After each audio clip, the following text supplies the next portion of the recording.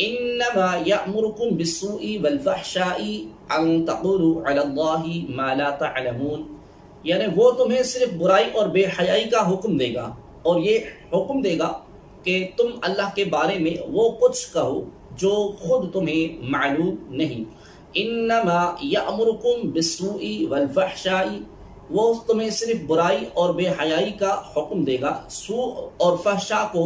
مترادف یعنی ہم معنی بھی قرار دیا گیا ہے، اور یہ بھی کہا گیا ہے کہ سوء سے مراد مطلقاً گناہ ہے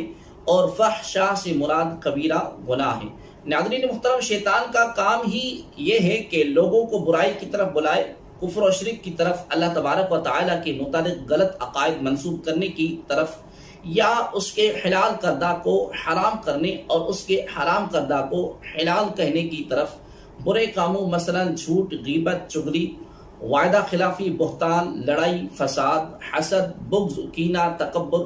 انانیت، نفرت اور عداوت، جنگ و جدل، تذلیل اور تحقیر، استہزاء اور الزام تراشی وغیرہ چیزوں کی طرف بلائے۔ یوں ہی بے حیائی کے کام، گانے باجے، فلمیں، ڈرامے، ناچ مجرے،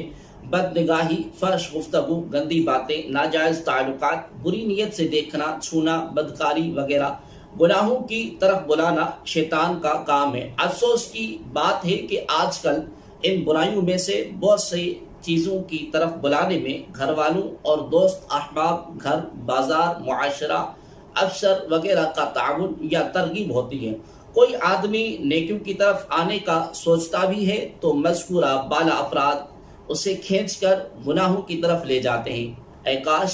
ہمیں اچھی صحبت، اچھا مطالعہ، اچھا گھرانہ اور اچھے دوست مل جائیں۔